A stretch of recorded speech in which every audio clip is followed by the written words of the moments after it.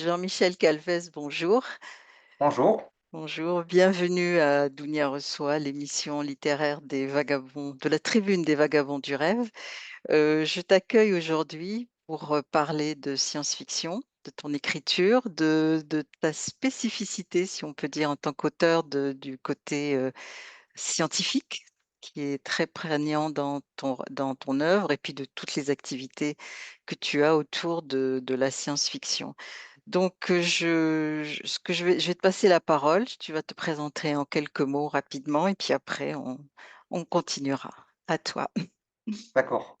J'ai eu une carrière d'ingénieur dans la construction navale qui s'est un petit peu, élargie ensuite sur des choses qui sont assez proches de la science-fiction, qui sont l'innovation et la prospective. Mmh. Cette partie-là de ma vie est terminée et aujourd'hui, je suis relativement libre de mes activités et je continue à faire des choses dans le domaine de la science-fiction et puis autres aussi et aussi autour de la musique avec un sujet qui les rejoint toutes les 2 d'ailleurs. Qui est, de faire un ouvrage sur ce sujet, on en reparlera plus tard. Ah bien sûr. Alors, je vais commencer par, ma question qui, devient un peu traditionnelle. D'où te vient ton intérêt pour l'imaginaire et la science-fiction en particulier?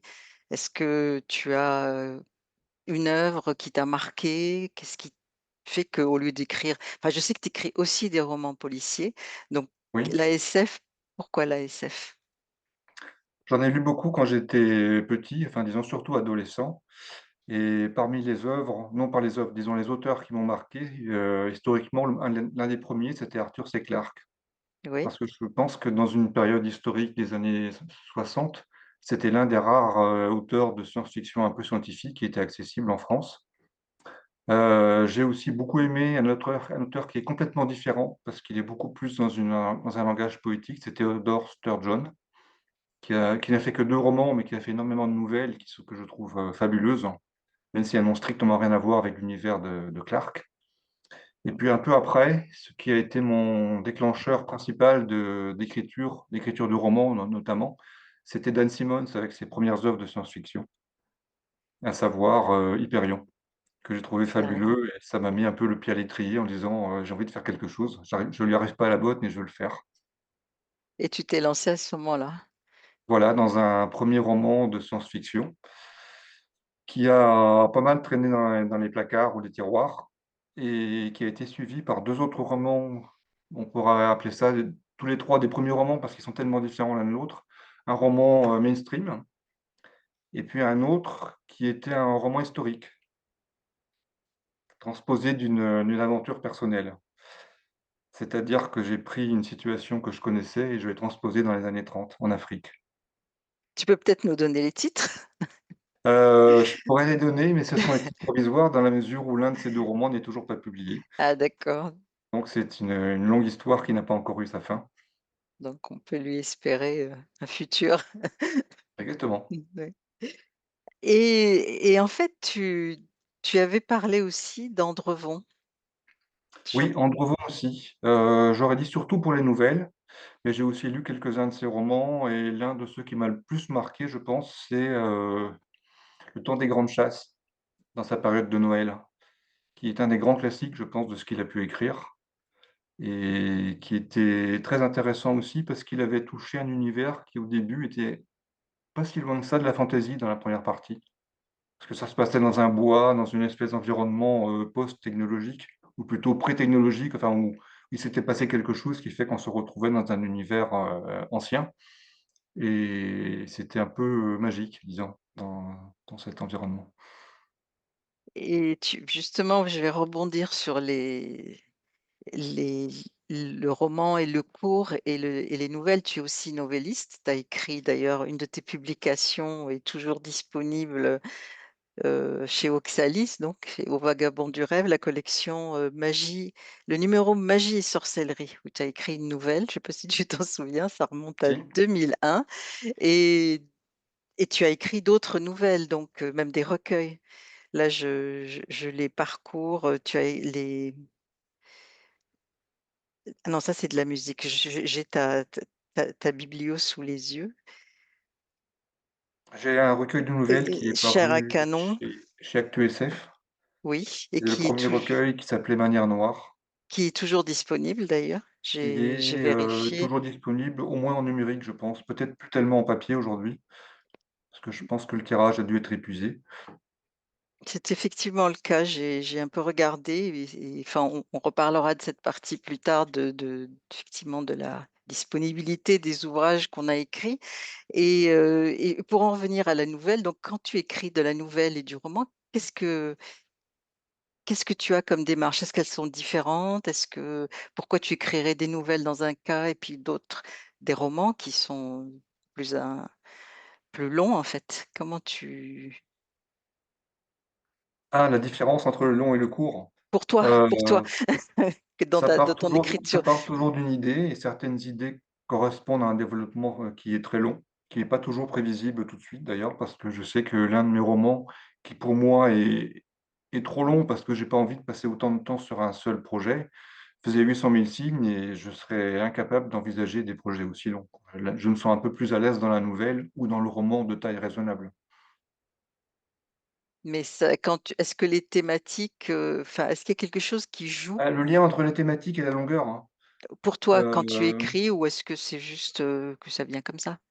non, ça Comment me vient comme ça ça te vient comme ça? et j'ai toujours eu, beaucoup de projets ouverts en même temps, quitte à le laisser tomber et revenir dessus après. C'est pas des choses qui se font de façon séquentielle, quoi. Je veux dire, il y a pas l'idée d'ouvrir un dossier sur un projet long ou court, de le terminer et de passer à autre chose. Ça m'est arrivé d'avoir 2 ou 3 romans en écriture en même temps.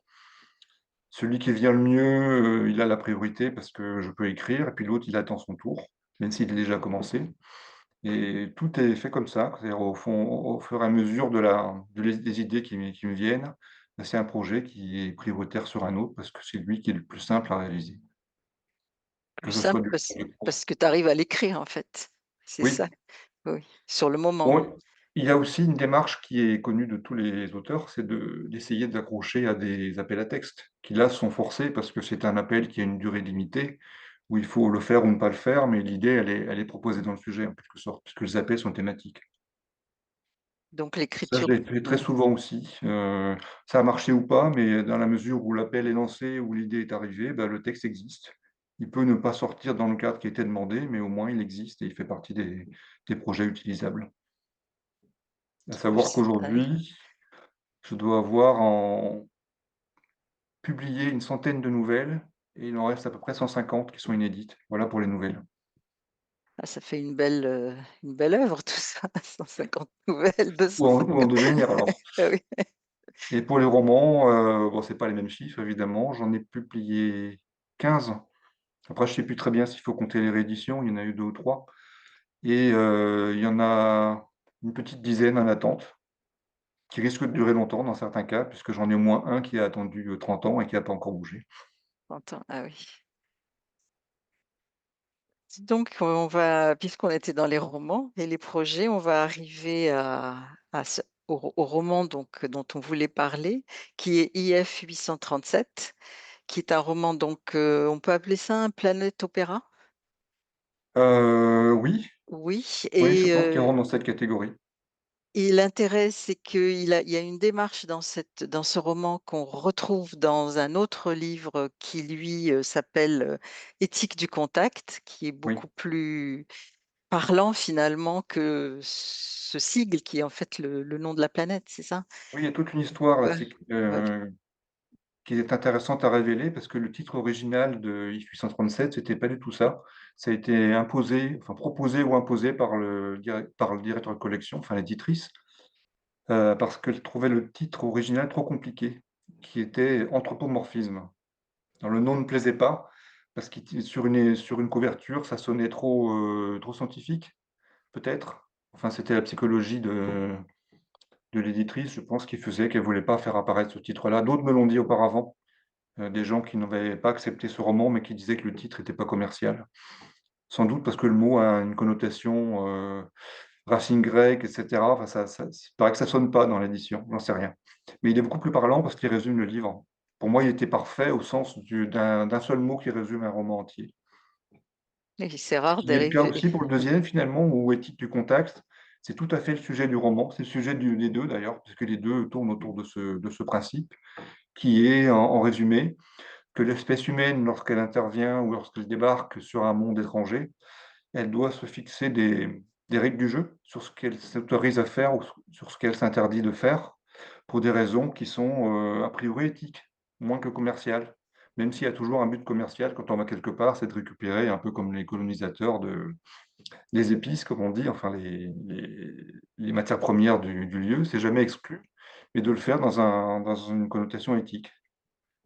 Alors, là, dans IF 837, ça reste, enfin, il y a ce fond, mais ça reste d'abord un roman d'aventure, quelquefois un peu horrifique, hein, parce que Oui, il se passe des choses assez terribles. C'est aussi très poétique parce que il y a cet aspect d'imaginer, d'emblée une planète avec sa propre végétation, sa vie animale, animée et et en fait, on a comment j'appellerais ça? Une expédition qui arrive là, qui a des règles et qui essaye de comprendre ce qu'elle trouve et c'est là où on est bluffé finalement, parce que on comprend mieux le titre anthropomorphisme, donc je sais pas, tu peux déjà nous situer un peu l'histoire et puis, sans déflorer le sujet? oui, voilà, le début de l'histoire, il est cité dans un des premiers chapitres, à savoir, c'est la même règle du jeu qui s'applique dans l'autre et qui est d'ailleurs son titre, c'est que Mmh. les humains qui débarquent sur une planète ou qui explorent les planètes ont pour idée de trouver des gens qui leur ressemblent, plus ou moins. Le Mmh. plus ou le moins d'ailleurs, la barre n'est pas tellement bien fixée, mais qu'ils appellent des andromorphes, qui correspondent à peu près au schéma de ce qu'on appelle les E.T. Dans le monde du cinéma, c'est-à-dire des êtres qui sont humanoïdes, au moins vus de très loin, même s'il y a quelques caractéristiques physiques qui changent, mais qui nous ressemblent suffisamment pour que l'on puisse s'y identifier et de leur attribuer une sorte de protection, si elles le veulent bien, pour les inclure dans un univers, globalisé où les humains sont un peu les protecteurs ou les colonisateurs, mais plus ou moins d'égal à égal, hein, en quelque sorte. Donc pour ça, ils arrivent sur une planète et ils décident à partir de l'examen des espèces présentes sur place, lesquelles d'abord sont andromorphes et lesquelles méritent d'être suivies dans leur parcours vers, l'intelligence pour être considérés ensuite comme des égaux des humains. Même si on arrive éventuellement dans certains cas un peu trop tôt sur la planète pour que le degré d'intelligence soit pas, un peu trop, précoce en quelque sorte. Et justement, on a ce qu'on a là dans ce roman, c'est qu'il trouve ces andromorphes et ils arrivent à entrer en contact avec eux et c'est toute l'aventure, c'est comment ils arrivent ou pas à se comprendre, à les comprendre et à finalement ils croient les comprendre et c'est cette démarche qui est intéressante et qui rappelle un petit peu toute enfin notre propre histoire quand effectivement les colonisateurs, ibériques, enfin pratiquement espagnols sont arrivés en Amérique du Sud et ont essayé de se demander s'ils avaient affaire à des humains ou pas. Ça, c'est pour notre histoire à nous, planétaire, mais du coup, ça fait penser un peu à ça. Je sais pas si j'ai bien saisi ou pas? Oui, bah, c'est explicite d'ailleurs puisque Mmh. c'est même un titre qui a failli apparaître sur la couverture, c'était Las Casas, Mmh mh. Bartolomeo de Las Casas qui était un moine, qui avait débarqué avec les Espagnols en Amérique du Sud et qui avait milité pour que l'on considère les Indiens comme des êtres humains, ce qui était pas forcément le cas. Enfin, ils étaient plutôt considérés comme des esclaves et des ressources, de la matière première à exploiter en quelque sorte. Et il y a un débat dans cet ouvrage, justement sur ce même sujet, avec une généralisation qui est de considérer que ça pourrait s'appliquer à des êtres, beaucoup plus éloignés de l'être humain que ce que l'on a vécu sur Terre, à savoir des andromorphes de cette planète ou d'autres planètes qui pourraient avoir des caractéristiques physiques, un peu plus éloignées que celles que l'on trouve agréables, disons. Et oui et puis, en fait, effectivement, dans l'histoire, en fait, ça projette finalement notre propre histoire, dans cette espèce de futur, Oui, qui c'est est une de transposition science-fiction. de ce qui s'est passé sur Terre, entre la colonisation, l'esclavage et le reste. qui consiste à voir ce qui se passe sur des êtres qui sont un tout petit peu plus éloignés de l'être humain, qui ne le sont pas d'ailleurs, parce que dans la mesure où on débarque sur une planète étrangère, a priori, ça ne peut pas être des humains.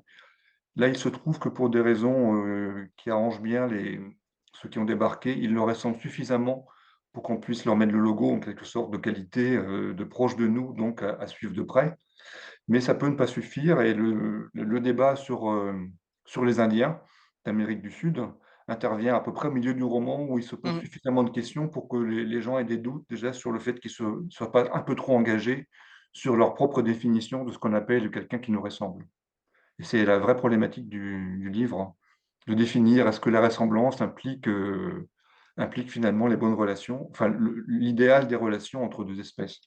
Ou est-ce qu'on peut s'arranger ou imaginer comme intelligentes ou très intelligentes des espèces qui ne ressemblent pas du tout. Et qui peuvent, avoir sur nous un ascendant aussi qu'on n'a pas vu, peut-être aussi. Par exemple, Voilà, et en fait, il leur arrive beaucoup d'aventures avec ces créatures, et l'idée, c'est que finalement, il y a aussi une autre idée. Est-ce qu'on est nous, en tant qu'humains, ou disons terriens, parce que adaptables finalement, à un autre univers? Il y a aussi cette idée, est-ce que, heu, en arrivant sur cette planète, ils sont, cette expédition, peut s'adapter à la vie telle qu'elle est sur cette planète, qui a l'air de nous ressembler, mais qui finalement, je ne sais pas si je suis claire là-dessus? oui, en fait, cette Oui. planète, c'est une transposition, à 100 de la jungle terrestre, hein. Il y a très peu d'écart finalement, sauf que les espèces animales ne sont pas tout à fait les mêmes. Enfin, elles sont superposables et ça y ressemble. On parle de plusieurs espèces qui sont citées comme étant, un papillon, des oiseaux qui sont pas trop mis en avant, mais qui existent malgré tout. Il y a aussi une sorte de sanglier ou de pécari, enfin je dis pécari parce que c'est plus exotique que le sanglier Mmh. des zones tempérées. Il y a quelques animaux de ce type-là qui font que la planète est une sorte de collage approximatif de la nôtre avec les mêmes caractéristiques. Ce que l'on fait souvent aussi dans les œuvres de science-fiction, c'est que la planète est respirable, enfin globalement Mmh. respirable, même si elle a une atmosphère un peu de jungle qui est pas idéale non plus pour y vivre, mais elle est quand même très proche de la nôtre. Que ce soit pardon par ses êtres vivants ou par son biotope. Et justement, est-ce que, cette idée, non, oui, mais justement, est-ce qu'on est, nous, absorbables dans cette, planète, par cette planète? Et en fait, la réponse est assez surprenante. Donc on va pas la donner parce qu'il faut lire le livre, mais c'est vrai que, quelque part, il y a ils on est même peut-être super adaptable vu comme les choses tournent à la fin.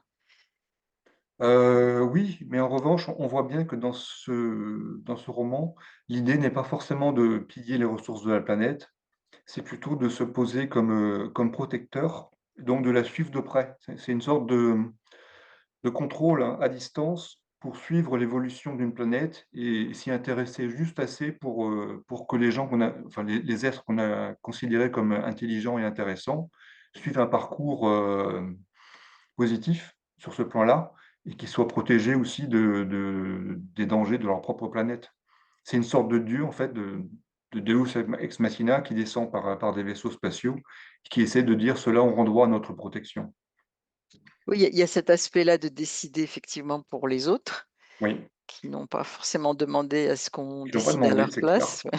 Et en même temps, mon idée c'était, par exemple, est-ce qu'ils peuvent manger ce qu'ils trouvent? Est-ce qu'ils peuvent être mangés? Est-ce qu'ils, c'est ça quand je parle par adaptation un peu, et l'intérêt du roman, c'est que tout cet aspect horrifique, c'est il se passe quelque chose, de physique entre les protagonistes, qu'ils soient, extraterrestres ou qu'ils soient humains. C'est cette espèce de suspense qui va, jusqu'au bout finalement, où on comprend enfin à quoi on a affaire. Oui, tout à fait. Mais par ailleurs, disons, les dangers de la planète sont à peu près les mêmes dangers que ceux d'une jungle terrestre, avec des prédateurs, avec les dangers qui sont liés aussi à un climat qui est quand même pas idéal, de la boue, des spores, des arbres, des lianes, enfin une difficulté à s'y mouvoir aussi, enfin surtout à pied. avec tout ce qui est la canopée et autres, qui fait qu'il se passe des choses par-dessous qui sont pas très visibles et donc même les vaisseaux qui sont en orbite n'arrivent pas bien à voir ce qui se passe, entre les arbres. À peu près la même chose que ce qui se passerait dans une jungle terrestre avec des guérilleros ou autres, enfin on est dans cette logique-là de planète qui ne dévoile pas tout à fait son jeu.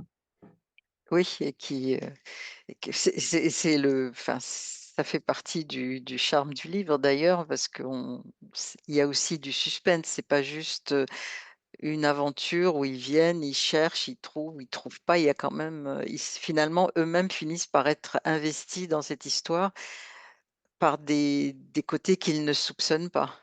Oui.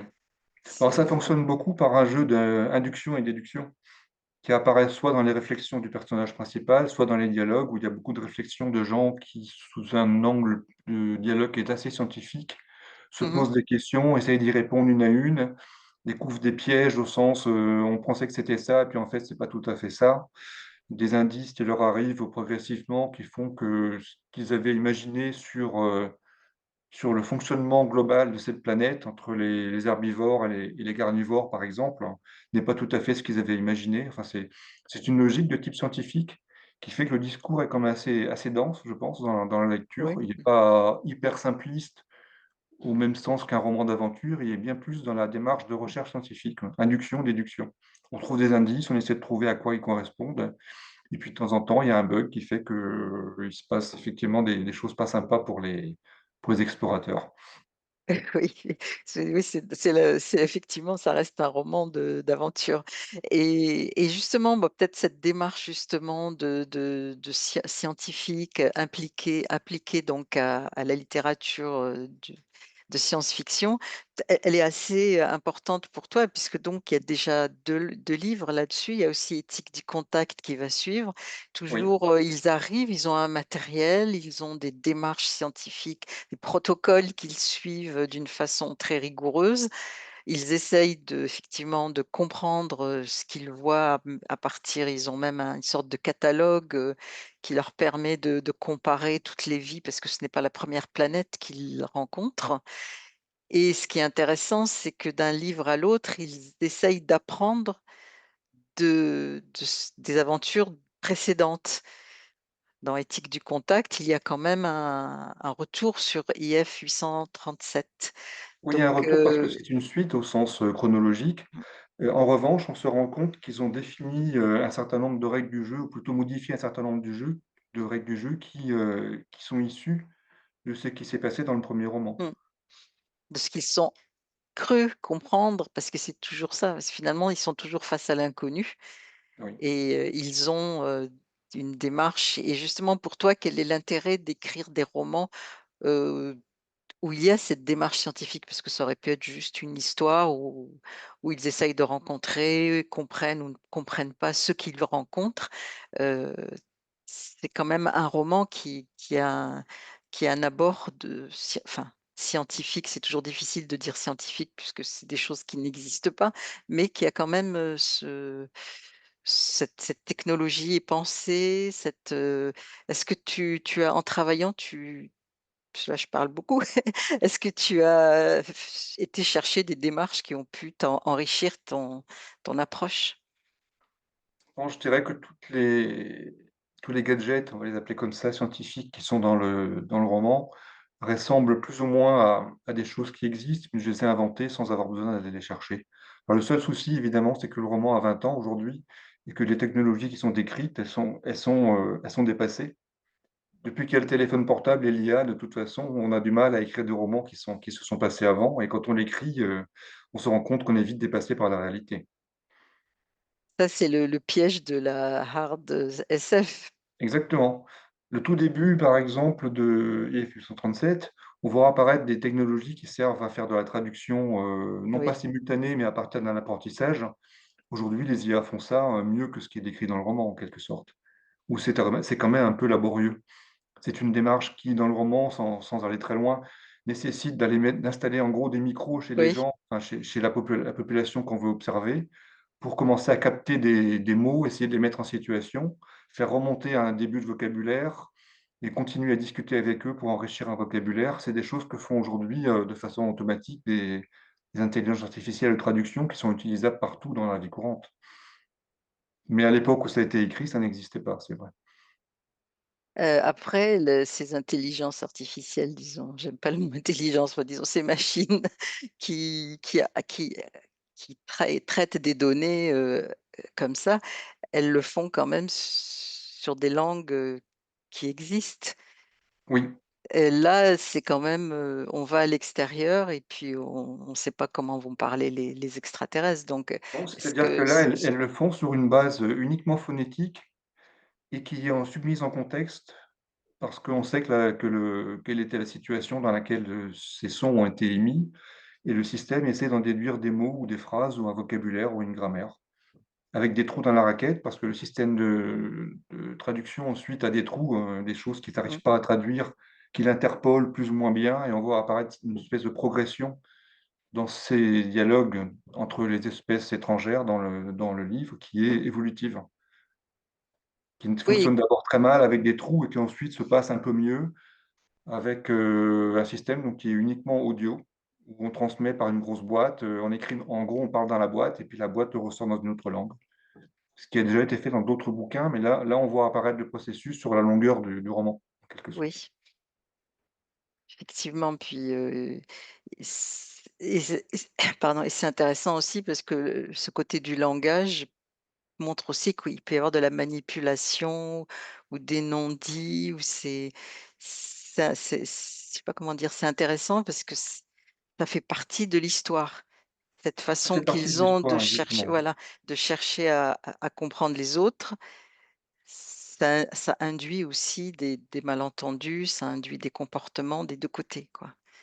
Ça C'est induit tout ce qui arrive aussi dans les civilisations qui ont des concepts qui ne sont pas superposables. mmh, Typiquement, on voit apparaître des choses du genre, ce mot, ils ne le comprennent pas parce qu'il n'existe pas dans leur langue, ce qui existe aussi sur terre avec les langages.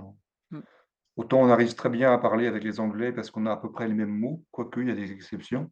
Mais dès qu'on arrive avec des langues orientales, asiatiques et autres, il existe des concepts complets qui n'existent pas chez les uns ou chez les autres, qui sont totalement intraduisibles. Ou des attitudes liées à la façon de communiquer.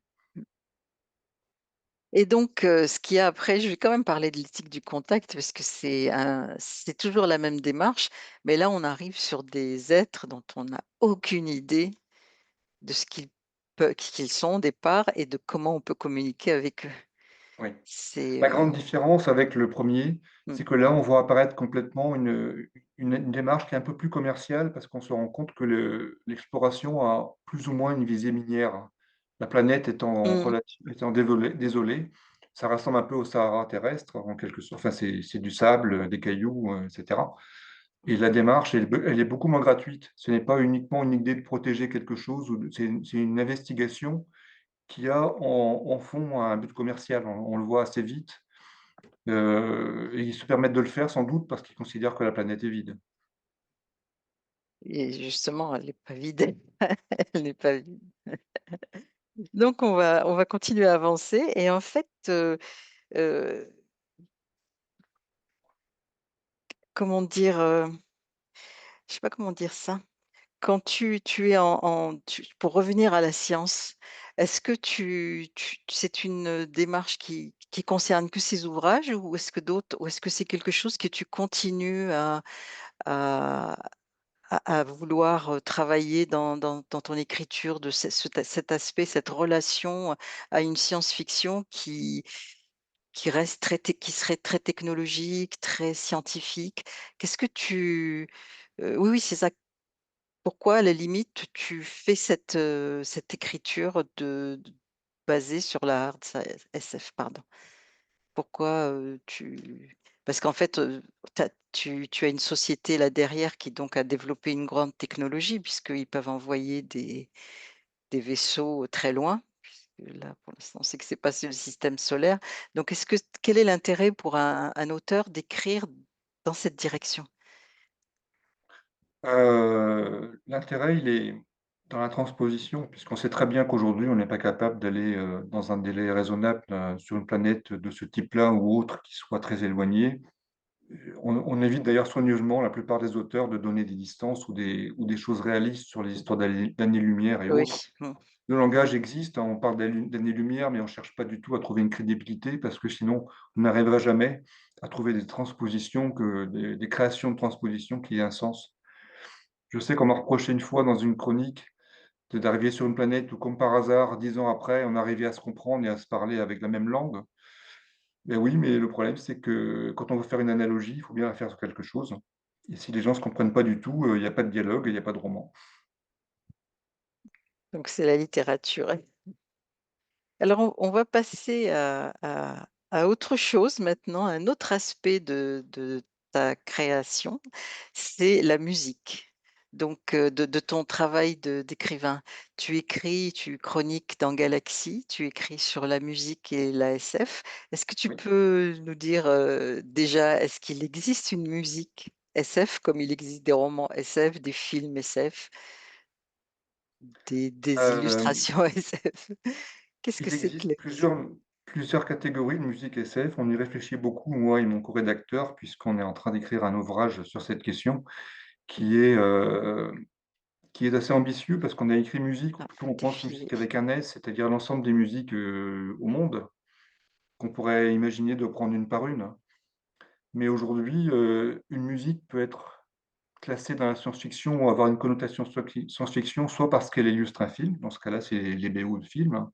Dans Mmh. ce cas-là, elle est intrinsèquement, associée par le public à la science-fiction, mais elle peut être aussi pour ses moyens technologiques. Tout ce qui est musique expérimentale et notamment les musiques qui utilisent des, dispositifs électroniques assez puissants sont par, par un aspect scientifique justement ou technologique de la façon de créer les sons ou de créer la musique associée à la SF. Parce qu'elle est expérimentale, parce qu'elle explore des nouveaux systèmes de façon de faire de la musique. C'est à peu près ça les 2 grandes pistes que l'on a explorées. La troisième étant la piste visuelle, de gens qui utilisent, sur les albums par exemple ou dans les vidéos, des images qui sont très fortement, liées à la science-fiction. Et qu'est-ce qui t'a amené à ça? Tu es musicien? Non, mélomane disons, Mélomane? avec un goût particulier pour les musiques électroniques, notamment les musiques anciennes, des débuts de l'électronique, fin les années 60-70. Typiquement, mais pour citer un exemple que tout le monde connaît, il y a Jean-Michel Jarre qui a Mmh. pas mal, démocratisé le concept d'usage des synthétiseurs dans une musique qui reste un peu commerciale, tout en étant quand même assez bien fichue, disons, enfin avec, bien pensée. Et d'autres ont fait comme lui. Aujourd'hui, ça apparaît aussi dans les courants des musiques électroniques qu'on appelle la techno, qui peut être affiliée à la science-fiction parce qu'elle utilise uniquement des moyens électroniques. Il y a très peu d'instruments acoustiques dans ces musiques-là.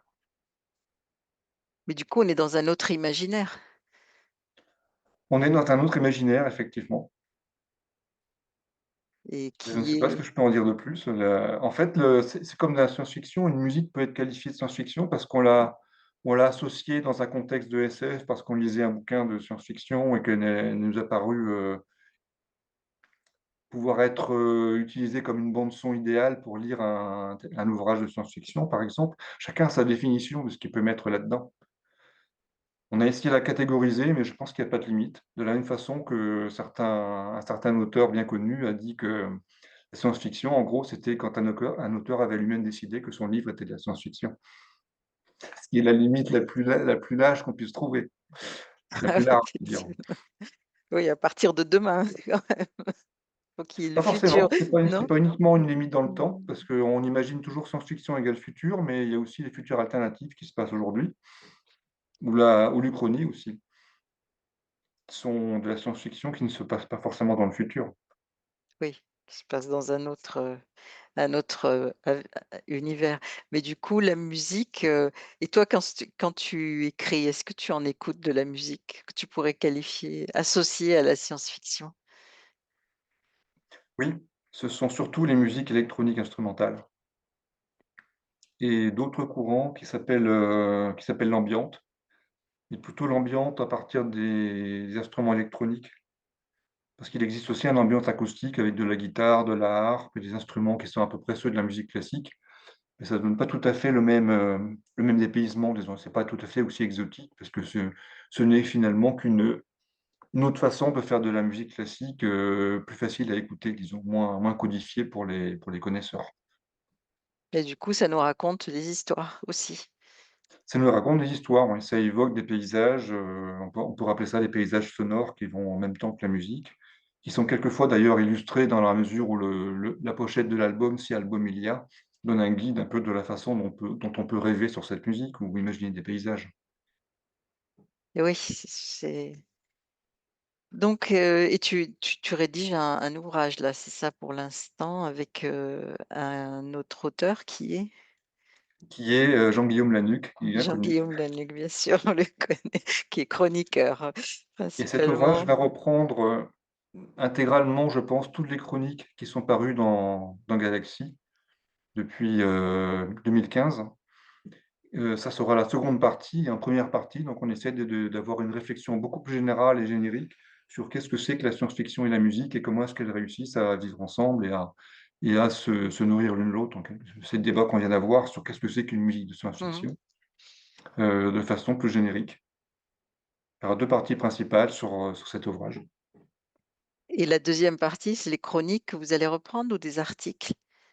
Ce sont les articles que l'on a Les publiés dans articles. Galaxy sous la rubrique musique et SF, D'accord, donc qui c'est existe donc depuis 2015. 2015. Oui, c'est ça, j'avais compris que c'était des chroniques. Parce que je me disais: «Les chroniques de quelle musique ou de Non, non, quel des livre?» articles. Des articles. Qui sont, au choix enfin la plupart de nos articles au début étaient focalisés sur un album d'un artiste donné et quelquefois il nous est arrivé de généraliser, et on le fera encore, sur un courant musical particulier qui a une connotation, de science-fiction, particulière ou alors éventuellement sur tout un groupe qui a eu dans toute sa carrière, des albums qui étaient très connotés science-fiction. C'est ce qui existe aussi, mais quelquefois ça peut être un album unique. Mmh. Donc aujourd'hui, de mémoire, il y a à peu près 31 ou 32 chroniques qui sont sorties dans Galaxy depuis 2015 et il y en a encore d'autres à suivre, le rythme actuel est de 2 par an, je crois, puisque c'est en alternance avec, les chroniques de Jean Guillaume sur Mmh. Ah les oui. séries TV. Oui, donc ça va donner de la matière, en tout cas sur oui, Ça donne de la matière, sur oui. 10 ans, oui, et de la matière. Et voilà, alors en fait, je voulais aussi, à moins que tu aies des choses à ajouter là-dessus, que tu as Non, sur envie de musique et dire? SF, c'est un projet en cours En et cours, ouais. il y a Et pas vous encore de pensez date, hein. C'est toujours en cours, on travaille dessus, alternativement, enfin en duo, avec des spécialités de l'un ou de l'autre et des relectures croisées, puisque ça sera un livre où on n'aura pas chacun notre chapitre, mais on se relie, sur nos propres, domaines de connaissances. Sachant que moi, je suis beaucoup plus versé dans l'électronique, par exemple, et la musique contemporaine aussi, alors que Jean-Guillaume est quand même beaucoup plus spécialiste de tout ce qui est, le rock au sens large et le rock progressif aussi. ah oui, mais du coup, c'est une autre façon d'écrire pour toi? Parce que là, tu écris, à 4 mains. Tu l'as déjà fait, non? Oui, oui, tout à fait, tout à fait. On a des chapitres de prédilection sur lesquels celui qui connaît le mieux le sujet, commence, est relu par l'autre et de la même façon, moi, la même chose pour l'autre, quoi, sur les autres sujets. Parce qu'on a quand même une vue d'ensemble qui est correcte et puis la notion de relecture apporte quand même implique un recul qui est quand même beaucoup plus intéressant. Parce que si on revient à des problématiques plus générales sur l'écriture, je crois que ce qui manque aujourd'hui le plus dans la science-fiction, je m'en suis encore rendu compte en relisant mon IF 837 pour cette Mmh. interview, ce sont les relectures et les corrections. Oui, mais ça, c'est pas forcément l'auteur. C'est le travail d'édition qui a pas été très bien fait, que normalement toi J'ai tu appris par exemple que chez les gros éditeurs les plus connus en France, là j'élargis, hein, il ne s'agit pas mmh, seulement d'imaginaire, il y a eu une période où il y avait 6 correcteurs sur chaque livre et aujourd'hui, même ces gens-là sont arrivés à 2 au lieu de 6. Donc ça donnait une puissance de relecture et de vérification, y compris d'informations historiques quelquefois, pas seulement sur la grammaire et le vocabulaire, qui mmh. était assez performante. Et pour des questions d'économie, parce que, le monde de l'édition va pas si bien que ça, le nombre de relectures officielles, enfin professionnelles, est passé à 2. Bon, en moyenne, hein, il y a peut-être des gens qui font encore mieux, comme chez Gallimard, je ne sais pas. Mais aujourd'hui, on a comme divisé par 3 à peu près le nombre de relectures d'un roman avant de le sortir. Oui, donc les erreurs peuvent, effectivement, échapper et si on Exactement, se ouais, si on se fie aveuglement au logiciel, des fois il réécrit tout seul les les gramma les accords, ce qui est pas génial non plus. exactement. C'est ce qui a dû arriver d'ailleurs sur certaines parties de ce roman. Mais, tu avais dit là que tu publies certains de tes ouvrages, tu les as révisés. Je regardais, par exemple Styx, qui est paru en 2014, est une, réédition révisée donc, de 2007. C'est-à-dire que tu reprends le roman, que tu le relis et que tu retouches ou tu réécris des passages? Non, sur ce roman, la relecture a été relativement légère, hein. Historiquement, C'était chronologiquement, je veux dire, c'est un roman qui est paru en 2007 et comme l'éditeur a disparu, l'éditeur original qui était Glyph, lorsque on m'a proposé de le republier en 2014, oui, il était quand même tentant, 7 ans après, d'avoir au moins une relecture parce que, un auteur 7 ans après a encore des choses à redire, ici ou là sur un roman. Donc c'est une relecture légère, mais qui était quand même nécessaire pour faire un léger nettoyage. oui, donc en fait, ça reste en Ça incubation, reste quoi. globalement, le même à 99. D'accord et justement là, tu viens de soulever une question, dont on peut parler un petit peu, c'est les difficultés à trouver des ouvrages dont les éditeurs ont disparu ou ne Oui, rééditent pas et c'est oui. vrai que moi, j'ai eu la chance de trouver, tes 2 romans donc de SF, je les montre pour dire que j'ai vraiment je les ai ils sont neufs, ils sont beaux, je les ai obtenus sur un site de revente de livres qui n'était pas le site de l'éditeur, ni chez des libraires. Donc, il y a une partie des ouvrages qui sont numériques, donc on peut quand même lire, trouver assez facilement tes livres. Pas tous, mais en tout cas quelques-uns dont IF 837, hein, Oui. En qui fait, ce est sont les sous 4 format numérique. livres, qui ont été publiés à l'origine par les éditions Atria entre, 2012 et 2014, qui ont été repris par son diffuseur numérique avec qui elle avait passé un contrat avant, de cesser ses activités et ce contrat a continué. Elle a réussi à convaincre le diffuseur, numérique de continuer à diffuser ses livres numériques même si l'éditeur d'origine n'existait plus. Ouais, c'est C'est assez c'est un étonnant, cas oui, particulier. oui. Mais, par contre en papier, il y a celui de La Boucle d'octobre chez Rivière Blanche, qui est Oui, toujours, enfin qui date de 2006, mais qui existe, qui est toujours là, qui est en qui tant existe que toujours, oui, et qu'on qui peut avait été toujours commander. repris et fortement relu là parce que j'avais eu l'occasion d'avoir une relecture professionnelle par une correctrice professionnelle qui fait que la version 2 de La Boucle d'octobre a été nettement améliorée par rapport à la première. En revanche, elle est difficile à trouver puisque ça avait été republié par Lune Écarlate, un éditeur, qui a disparu, je crois. Ah, mais il est sur la plateforme de Rivière Blanche, hein? Oui, dans l'édition originale alors? Oui, oui, oui, oui. En tout cas, oui, c'est celle de 2006.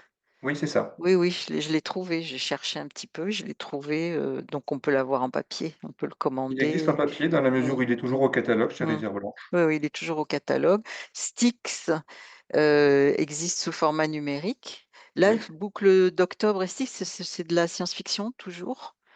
oui.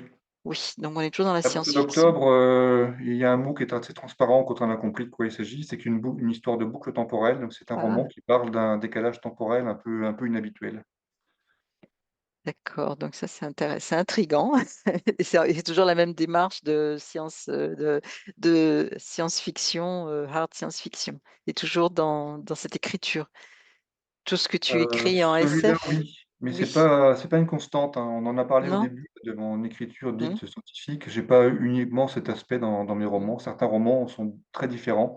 Par exemple, Styx fait apparaître beaucoup moins la science ou alors un peu la biologie, mais la biologie, c'est un aspect un peu différent. Tout ce qui est virus, par exemple, mmh mh. quand c'est pas trop détaillé, c'est pas forcément, l'aspect scientifique qui prévaut. Et d'autres romans, j'ai les romans historiques ou les polars, évidemment, là, j'ai pas du tout ce même type d'écriture. C'est une Mmh. écriture qui est plus, ancrée dans l'univers ou la façon d'écrire liée au genre. Oui, de toute façon, c'est les polars, c'est très codé finalement comme type de Oui, récit. Donc il y a H qu'on peut trouver sous format numérique, qui est la suite de Styx. de Styx, donc c'est le même univers Oui, et par contre, après il y a Manière Noire dont on a parlé tout à l'heure chez Actu SF, oui, nouvelle, enfin, il a changé de nom, je crois que c'est Actu Nouvelle, Édition, quelque chose comme ça, donc oui, c'est numérique ça, lui. ouais, le nom a changé légèrement, Mmh ouais. Alors et Manière puis Noire, c'est du fantastique.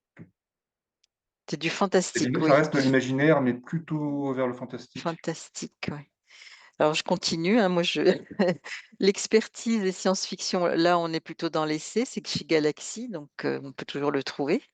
C'est papier Oui, c'est ou Galaxy, numérique, puisque Galaxy exactement.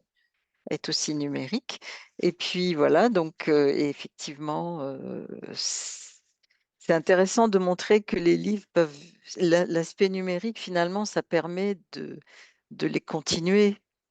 C'est pas un stock de livres, qui est envoyé au pilon, c'est des livres qu'on peut touj qui continuent à vivre. Je ne sais pas ce que tu en penses parce que c'est vrai que, chaque fois qu'un éditeur, disparaît, ben, ses œuvres, les ouvrages Ah deviennent oui, oui, bien sûr, introuvables, mais quoi, ouais. le problème justement, c'est que tous mes livres précédents ont disparu totalement des circulations, à part les éditions papier en occasion.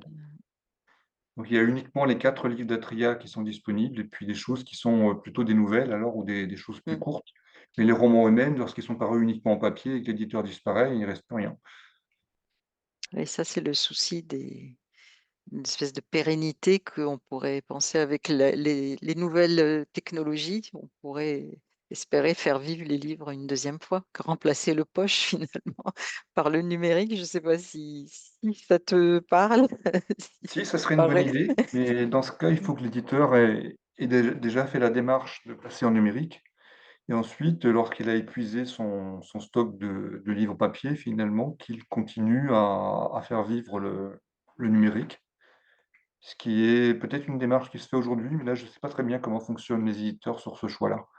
D'avoir un tirage limité en quelque sorte sur le papier et puis ensuite de garder le numérique une fois que le papier a été épuisé. C'est pas le cas de Rivière Blanche, hein. Rivière Blanche fait de l'édition de l'impression à la demande, donc ça veut dire que tant qu'ils sont là, en quelque s mais eh bien le livre sera toujours présent. Mais ils font pas de pilon, puisque de toute façon, ils ont pas de stock. Pas de stock, voilà, c'est ça, Ouais, ou c'est très peu. ça. Je crois que le stock chez eux, c'est à peu près par dizaines, donc quand ils ont épuisé le placard avec 10 bouquins dedans, ils en refont 10. Ah oui. C'est Mais la c'est à peu près ça, c'est la règle du jeu chez eux, mais si elle a pas changé.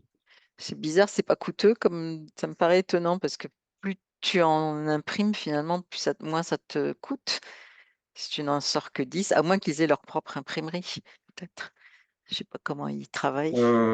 Au début, c'était une imprimerie anglaise, mais je pense qu'ils ont passé un contrat, avec comment ça s'appelle? Je sais plus quel est le nom, enfin des clés de diffusion d'impression, qui sont définies d'origine par tranche, qui font que, finalement, ça leur revient pas très cher si ça a été convenu à l'origine. Dans la mesure où le contrat passé avec l'imprimeur fait qu'on lui demande uniquement des petits stocks, et qu'on l'a signé sous cette forme depuis le début, ça veut dire que l'éditeur lui-même n'a aucun stock, donc aucune gestion de stock, aucun retour non plus, et que c'est une Mmh. façon finalement de faire une économie, ou de trouver une économie qui marche aussi sur la production du livre. Donc bah, en tout cas, ils existent toujours en papier, hein, Boucle d'octobre. Pourquoi je dis boucle temporelle? C'est parce que tu me l'as dit. Donc le titre, c'est Boucle d'octobre et j'ai vu aussi là, puisque en suivant donc le petit fil, tu es aussi traducteur. Tu as traduit un auteur, américain chinois sino-américain, c'est ça? C'est Sino-américain, Ken Liu. oui. Comment tu es venu à traduire de la littérature aussi? C'est une autre corde à ton arc, Moi, j'ai toujours été intéressé par les langues et l'anglais en particulier, parce que c'est celui que tout le monde apprend à l'école, en gros, et Mmh. sur lequel il peut investir ou non, en lisant des romans, par exemple, enfin, de façon, personnelle, hein. Mmh. Et l'arrivée de Ken Liu en France, eh ben, elle est très simple, hein, c'est Pierre Gévard pour Galaxy qui a reçu un jour un texte de Ken Liu qui, à l'époque, n'était pas du tout connu encore en France. Il a reçu un premier texte, et quelques autres après d'ailleurs et puis j'avais déjà eu l'occasion de traduire quelques ouvrages, quelques nouvelles pardon, d'autres, auteurs pour Galaxy et puis j'ai fait Ken Liu et puis j'ai continué à le faire pour tous les textes de Ken Liu qui sont sortis, pour Galaxy. Il y en a à peu près 4 ou 5 je crois, 4 ou 5 oui, dont une partie est ressortie en recueil chez Le Bélial par la suite. Il doit y avoir 2 recueils actuellement. Donc traduits par toi ou ils ont été retraduits? Ils ont été retraduits. Ils ont été retraduits, oui. Je pense que C'est les relations entre le Bélial et Galaxy, disons, ah font qu'ils ont oui, préféré repartir à zéro sur leur propre recueil sans demander de compte à ceux qui avaient déjà commencé à travailler sur cet auteur. Et ça, c'est la d'accord. cuisine interne des bonnes relations ou pas entre les éditeurs. Ça me Entre dépasse les complètement. oui, oui, bon, c'est je comprends. Et donc, est-ce que tu écris toujours? Tu Tu édites plutôt, donc tu publies des articles, tu écris donc ce projet-là, assez original finalement, parce que c'est la première fois personnellement que j'entends parler de quelqu'un qui travaille sur la musique et la science-fiction, ou la Il en existe musique un de autre, un livre science-fiction. qui est extrêmement difficile à trouver, C'est puisqu'il lequel? avait été édité par une association et qu'il n'a même pas d'ISBN en 1998, Ah oui. par une association qui s'appelle la Maison d'Ailleurs en Suisse. Et qui avait publié un ouvrage sur le même type, mais avec un caractère beaucoup plus encyclopédique parce qu'il était alphabétique, sur la liste des groupes avec en face un petit commentaire sur chaque groupe pour dire quel album avait une connotation science-fiction et pourquoi. Le nôtre aura une structure différente puisqu'il y a d'abord une réflexion générique et ensuite, tous les articles parus dans Galaxy, il ne sera pas structuré pareil. Mais par ailleurs, c'est très, très rare, ouais, d'avoir associé les 2 sous forme d'analyse du pourquoi et du comment. Oui, c'est sûr que les musiques en général, en science-fiction, c'est effectivement souvent pas par pour je dirais le grand public, en tout cas les gens qui ne sont pas forcément, un peu au courant, c'est surtout les films, les Et surtout séries. associé aux musiques de Oui, films oui, ou oui, BO les BO de séries aussi même, ce qui revient au même. oui, oui, donc tout ce qui est visuel déjà et Oui. ça anime finalement l'image et donc est-ce que tu écris encore de la SF ou du fantastique, mais du coup en littérature, pas en tant qu'essayiste en ce Dans moment? l'immédiat, non, puisque Non? je suis occupé par, l'ouvrage dont on vient de parler. Je fais aussi quelques chroniques, j'en ai fait pour Galaxy à une époque, un peu moins maintenant, parce que je lis des choses un peu différentes qui ne Mmh. rentreraient pas dans les sujets de chronique de Galaxy. Je suis aussi membre, du comité de lecture d'un site qui s'appelle Nouvelle Donne et qui est associé à La Nouvelle avec une sélection de nouvelles qui sont mises en ligne et qui sont illustrées. Ça date depuis déjà plus de 10 ans. Ah Ça oui. s'occupe pas à temps plein, mais c'est un certain nombre de nouvelles à lire tous les mois avec, un système de sélection pointu puisque tous les membres du comité lecture lisent toutes les nouvelles. Donc c'est quand même assez exigeant. Ah oui, si vous en recevez des centaines, j'imagine et c'est et Non, c'est dans il y en a l'im pas tant que ça, non? mais c'est un peu différent de comités de lecture où qui sont sélectifs, où il y a un premier lecteur qui écrème et puis après les autres, ils ne lisent que ce qui a été retenu en première approche. Là, tout le monde lit tout, ce qui C'est est acceptable dans la mesure où ils sont pas trop nombreux. Il y a une quinzaine de textes par mois, à peu près, dans le meilleur oui, des quand cas, même. entre 10 et 15, qui Mais sont par ailleurs limités à 20 000 signes, donc ça reste aussi raisonnable sur la durée, sur la longueur des textes. ah oui, mais du coup, ça a à voir avec l'imaginaire ou c'est toute la Non, littérature? il existe quelques nouvelles qui nous arrivent qui sont de l'imaginaire, mais c'est très, très minoritaire. Ah d'accord, C'est de la littérature générale. général, d'accord et du coup, tu es là-dedans, tu lis les auteurs, quoi? Je lis des nouvelles qui nous arrivent, tous sujets confondus, d'auteurs qui attendent d'être publiés ensuite sur le site. Et par ailleurs, j'ai mis en sommeil une activité de chroniqueur musical aussi, pour un site qui s'appelle Clair et Obscur, où j'ai fait je sais plus, une cinquantaine de chroniques peut-être en 10 ans. Unique À peu près exclusivement musicales, hein, de toute façon. Mais le lien avec la science-fiction est en général assez éloigné, sauf qu'on retrouve quand même les mêmes goûts que ce que je retrouve dans la musique SF, puisque je chronique beaucoup de musique électronique et de rock progressif. D'accord, donc du coup, tu restes dans la musique quand même de toute façon. Oui. Tu et tu n'as pas de projet de roman ou de nouvelle actuellement de ta propre main quoi, En cours, en non, tant mais j'ai des romans qu'auteur? qui sont en chantier et qui sont un peu gelés dans l'immédiat parce que c'est vrai que les espoirs de publication sont quand même de plus en plus limités. On est en 2025 et je pense pas que ça aille dans le bon sens sur les chances d'être publiés. Donc je les ai mis en attente, ceux-là. J'ai des 2 ou 3 romans de science-fiction. Il y en a un qui est terminé, mais qui a fait un premier passage chez quelques éditeurs et qui a pas été qui est pas sorti, et 2 autres qui sont, très bien avancés, mais sur lesquels j'ai mis un peu le holà parce que je vois qu'ils vont attendre longtemps, tout simplement, leur Ah tour. oui, mais c'est le modèle économique qui fonctionne pas quoi, Exactement. ouais. Et le livre et tu et pardon, excuse-moi, je m'embrouille et en polar, tu En écris pas non polar, plus? j'en ai un qui a été publié, que je n'ai pas dû citer d'ailleurs dans la liste puisqu'il était hors sujet par rapport à l'imaginaire, Mmh. et j'en ai 2 autres qui, eux aussi, attendent leur tour. Voilà. Ah oui, donc tu as quand même beaucoup de munitions en attente, mais bon, c'est en tout cas, j'espère que ça va se débloquer, qu'on puisse te lire quand même parce que c'est pour revenir à IF, 837 et à l'éthique du contact pour ceux dont on a un peu parlé, ce soir, c'est quand même des ouvrages, qu'on aimerait, lire la suite. Il y en avait un troisième de prévu pour ça, non?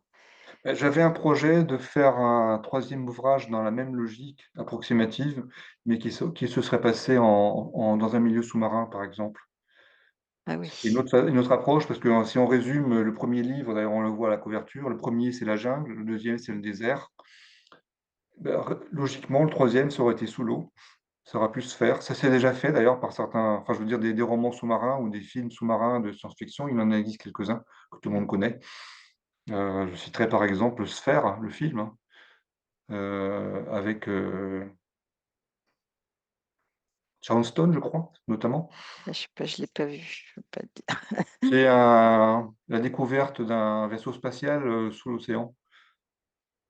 Il y a eu Ils ont Abyss oui. aussi qui est très connu, et donc il y a déjà quelques exemples, et puis ce 3e cas de figure, je ne l'ai pas exploré parce qu'après je suis passé à autre chose. En tout cas, je pense que enfin, tout ça, il faut lire, IF 837, hein, je le recommande. C'est un livre, scientifique, qui a une réflexion sur les sciences et la démarche scientifique, mais c'est surtout un roman d'aventure.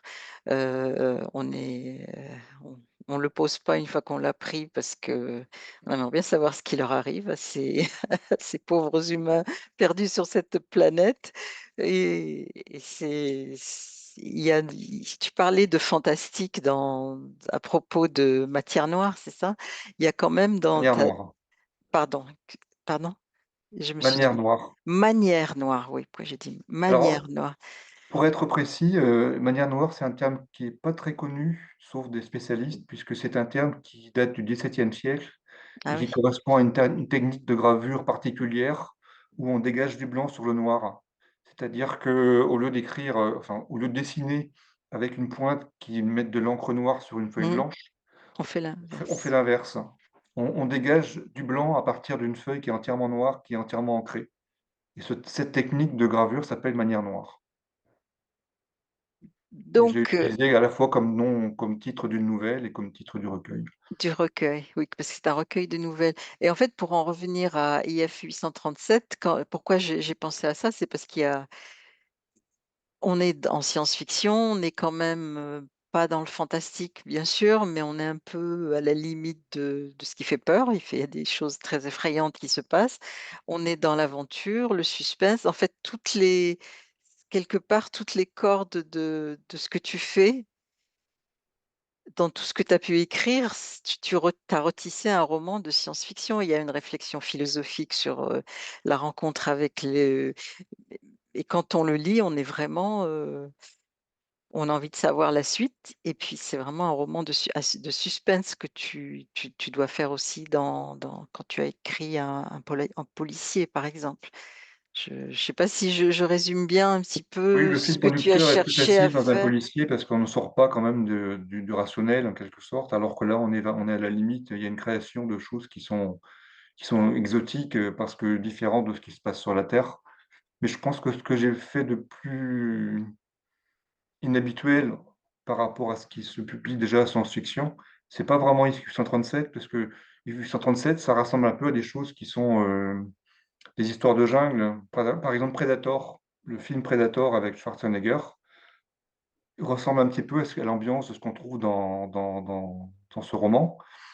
Celui que je mettrais en avant, moi, c'est Aliénation, mais il est difficile à trouver celui-là maintenant parce qu'il est paru chez un éditeur qui avait pas de numérique Ah et donc oui, il doit être très difficile à retrouver.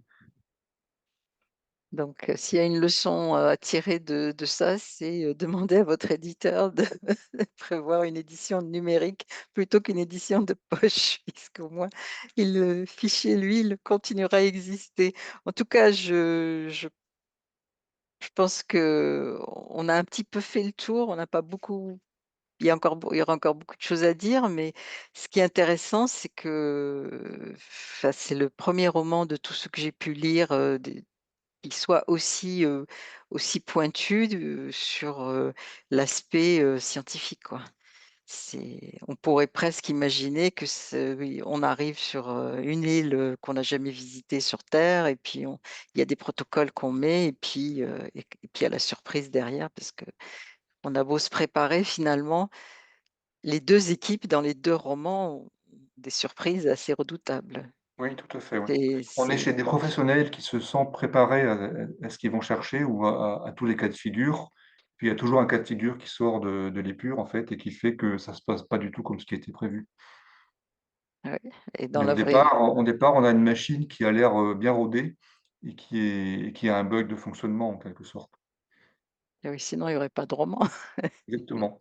Il y aurait Alors que pas de sur roman. l'autre dont je parlais à l'instant, là, Aliénation, c'est une sorte de rencontre de hasard qui était absolument pas programmée. Qui est, un schéma qui a pas été fait souvent, qui est une rencontre en plein espace. C'est-à-dire qu'il y a un vaisseau spatial qui est en plein espace et qui rencontre quelque chose d'autre pendant qu'il voyage pour aller ailleurs. Et donc du coup, l'ailleurs disparaît et est remplacé par cette rencontre, de hasard. Ouais. Donc ça s'appelle Aliénation et donc à Oui, c'est un S. chercher sur les sites de libraires en ligne en fait, de revendeurs de livres, c'est comme ça qu'on le trouvera puisqu'il n'existe plus non Je plus. pense que c'est le seul moyen de le retrouver, oui, Mmh, et celui-là a un langage scientifique qui est à peu près du même niveau que If 837. Je redis ils se ressemblent un peu, enfin on mmh. reconnaît la même implication dans les gadgets scientifiques, si on peut dire, avec en plus une dimension sur les virus, y compris les virus informatiques. Ah oui, Les 2 en fait, les 2 ensemble, les ou 2. les 2 liés disons. Ah c'est sûr que là ça doit être intéressant à voir. Ben, je pense on arrive au bout là, donc on a passé une petite heure, avec toi Jean-Michel. Merci en tout cas de nous de cet échange. J'espère qu'on aura d'autres occasions de se voir, de lire en tout cas ce que tu écris, ne serait-ce que ton livre sur la musique et puis j'espère qu'on pourra aussi te lire, ailleurs en littérature parce que ce que tu fais est vraiment intéressant et c'est bien, enfin c'est bien écrit, c'est original, je crois que ce que j'ai dû lire le plus original, le plus étrange, de mêler ce côté un peu horrifique avec des sciences, avec, de l'aventure et puis, je répète, IF 837, il est encore disponible en ligne. On peut le trouver aussi en papier et ce qui est étonnant, c'est que les livres sont vraiment de bonne qualité en papier, hein. C'est pas On reçoit pas des trucs tout tachés, donc il y a des gens qui ont récupéré tes livres et qui les vendent. Donc voilà, je sais pas si tu veux conclure, d'une façon? Heu, si une question intéressante, c'est moi qui la pose là pour moi-même, Oui, c'est que je vas-y. pense que le livre que je mettrais en 1er en avant, moi, dans tout ce que j'ai pu faire, c'est Styx, X, tu qui vas est nous en aussi apprendre. disponible en numérique En numérique, oui. et qui était donc paru une première fois en papier, qui est ressorti en papier chez Atria, en 2014 et qui est toujours disponible en numérique, qui a aussi une petite dimension scientifique, mais on est beaucoup plus dans l'émotionnel et dans l'humain là sur ce roman. Donc c'est une autre, palette. C'est une autre palette. Une autre palette. Bah, alors Styx, IF 837 et puis tous les autres, hein, qu'on a un peu vus en passant en attendant, le projet, la finalisation du projet sur l'essai avec, Jean-Guillaume Lanuc sur la musique. Voilà, bah, écoute, je te dis au revoir et puis à très bientôt, hein, Bah, je sur, te remercie beaucoup, je Sonia. t'en prie. Merci, au revoir. Au revoir.